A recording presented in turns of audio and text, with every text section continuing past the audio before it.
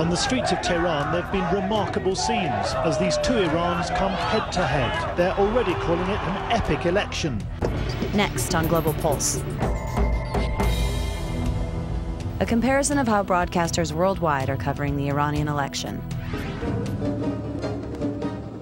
Iran's 10th presidential election is unprecedented in many ways. Large public demonstrations, televised debates, a role for the internet, and a promise of fairness by Iran's state-controlled broadcaster, IRIB.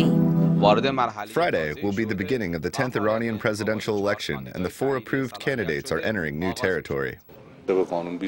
According to the laws, the candidates have 20 days to promote their campaign, and all 4 candidates have equal access to time and equipment necessary. But is there really equal coverage for all the candidates? This is a promo for the election aired the same day and repeatedly run on IRIB. It shows 3 of the candidates running for president, but conveniently leaves out the 4th. So who's the 4th candidate, and why is he being covered less? UPI tells us. Mir Hossein Mousavi came to prominence in 1979 following the Islamic Revolution, when he became the Minister of Foreign Affairs and then Prime Minister of Iran, a post he held for most of the 1980s. Now he is considered the primary challenger to incumbent Mahmoud Ahmadinejad. Mousavi opposes Ahmadinejad's economic policies and has indicated that he is open to dialogue with other countries like the U.S. He's popular among young people in Iran, where about 3/4 of the population is under 30. According to Reporters Without Borders, election coverage on Iran's state media has not been balanced. The candidates running against President Ahmadinejad had less than 2 hours to air their views on national radio and television, while the president had 10 times that amount. As the BBC shows, what has upset the people now is that just before the campaign period ended, Ahmadinejad got an extra 45 minutes airtime to respond to accusations. President Ahmadinejad kept up the controversial attacks on his rivals. He accused them of presenting false figures prepared by Zionist companies. Outside the TV station, they had to put up the barricades as outraged opposition supporters gathered to protest. Ahmadinejad has been nothing if not controversial, such as this performance during the debate with his main rival, Mir Hossein Mousavi, whose wife the president accused of corruption. پرونده یک خانومی با شما صحبت کنم.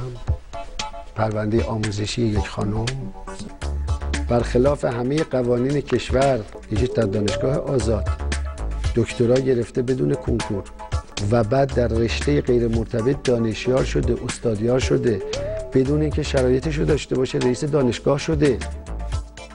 معاون اجرایی آقای رئیس جمهور مسئول حل مشکلات مردم باشه، مشغول رفتن و سرکشی به این پرونده به اون پرونده به اونجا به اینجاست که یه چیزی بسازن که به درد امشب بخوره که یکی رو بلکه خیر بگیرند و اذیت بکنه. But there's been a countervailing media force in the campaign. While state TV may play favorites, Mousavi has a not-so-secret weapon, as Al Jazeera English shows. Iran's state broadcaster IRIB keeps tight control over what's seen and heard on the airwaves here.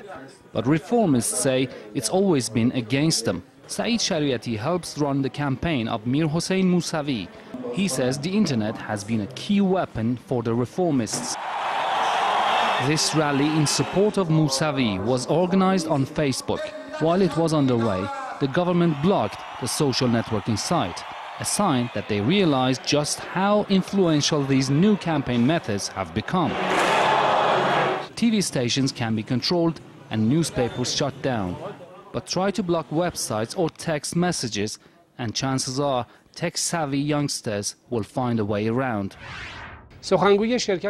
The spokesman for the Iranian telecommunications company stated that there was a 35% increase in the exchange of text messages, a new record high of 110 million messages on Wednesday.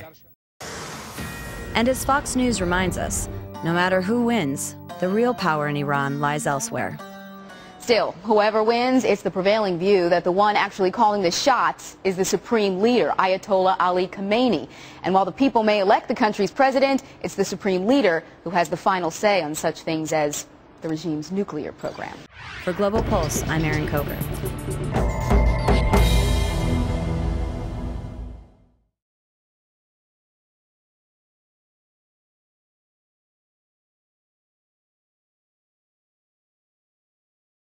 This program is brought to you by Link TV for educational and non-commercial use only.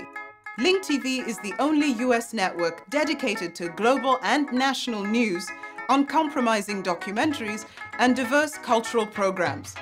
Programs that connect you to the world.